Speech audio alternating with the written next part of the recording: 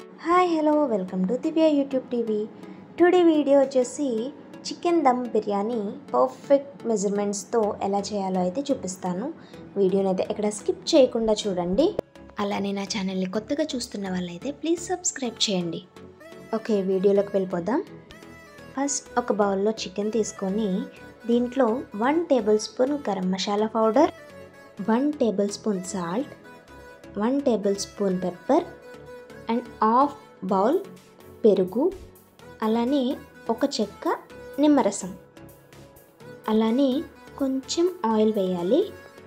ఇవన్నీ బాగా ముక్కలకు పట్టేలాగా బాగా కలపాలి. ఇలా బాగా మిక్స్ చేయడం వల్ల ముక్కలకు బాగా పట్టి చాలా టేస్ట్ అనేది మనకు వస్తుంది.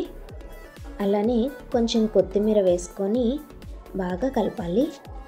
దీన్ని ఒక హాఫ్ అన్ అవర్ పక్కన పెట్టేసేయాలి. ఇప్పుడు బిర్యానీలో వేయడానికి పేస్ట్ అయితే ప్రిపేర్ చేసుకోవచ్చు. దానికోసం 3 పచ్చిమిరపకాయలు, ఒక పెద్ద సైజ్ టొమాటో అండ్ కొత్తిమీర తీసుకోవాలి. ఈ పేస్ట్ దానిలో వాడడం వల్ల చాలా టేస్టీగా అయితే వస్తుంది మనకి. ఇది ఇప్పుడే ప్రిపేర్ చేసి వెంటనే కర్రీ ప్రిపేర్ చేసేస్తాం కాబట్టి ఇది చాలా టేస్ట్ అనేది ఉంటుంది. పక్కన పెట్టేసి బ్రౌన్ ఆనియన్స్ ప్రిపేర్ చేసుకుందాం. దీనికోసం ప్యాన్లో ఆయిల్ వేసుకొని ఆయిల్ హీట్ అయ్యాక పెద్ద సైజ్ ఉల్లిపాయ ముక్కలు అయితే వేసుకుంటున్నాను. ఇవి బ్రౌనిష్ కలర్లో వచ్చేంత వరకు మనం ఫ్రై చేసుకోవాలి. బ్లాక్ కలర్ రాకూడదు, గుర్తుపెట్టుకోండి. బ్రౌన్గా వచ్చేంత వరకు మాత్రమే మనం ఫ్రై చేసుకోవాలి. ఈ వీడియో క్లియర్గా అర్థమయ్యేలా అయితే నేను వీడియో చేశాను. సో ఇక్కడ స్కిప్ చేయకుండా అయితే చూడండి ఫ్రెండ్స్, బ్రౌన్ కలర్ అయితే వచ్చేసింది. After 5 minutes brown onions prepare అయిపోయాయి. ఇప్పుడు బిర్యానీ ప్రాసెస్ అయితే స్టార్ట్ చేద్దాం. దానికోసం గిన్నెను పెట్టుకొని దాంట్లో ఆయిల్ వేసుకున్నాను. ఆల్ బిర్యానీ ఇంగ్రీడియంట్స్ అయితే వేసుకుంటున్నాను నేను. బిర్యానీ కాయ అయితే ఉంటుంది కదా, అది పౌడర్ చేసుకొని ఒక పక్కన పెట్టుకోవాలి. అది ఎప్పుడు వాడాలో నేను చెప్తాను వీడియోలో.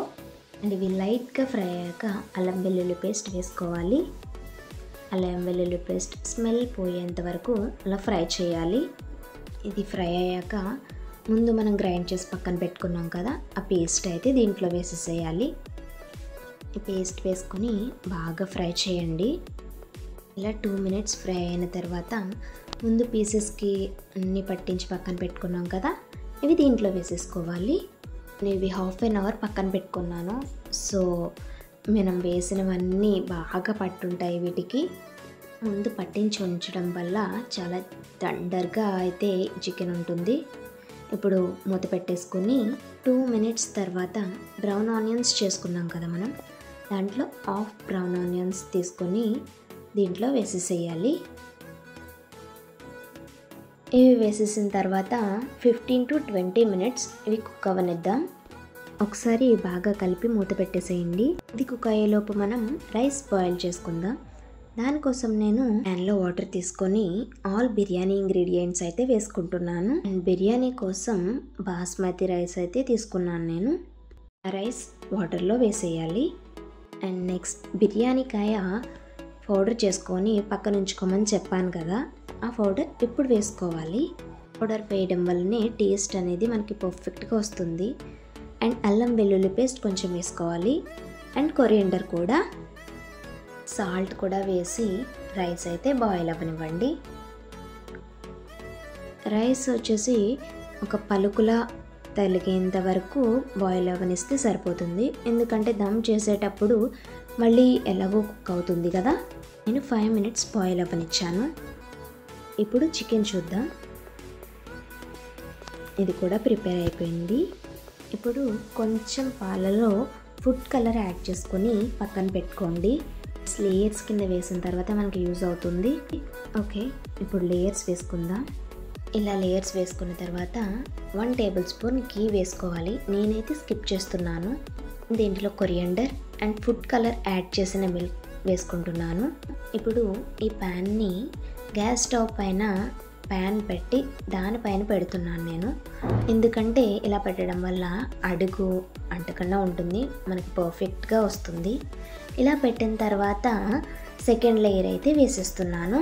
ఇలా సెకండ్ లేయర్ వేసేసుకున్న తర్వాత కొరియండర్, మనం కలర్ యాడ్ చేసి పెట్టుకున్న మిల్క్ వేసుకోవాలి పైన.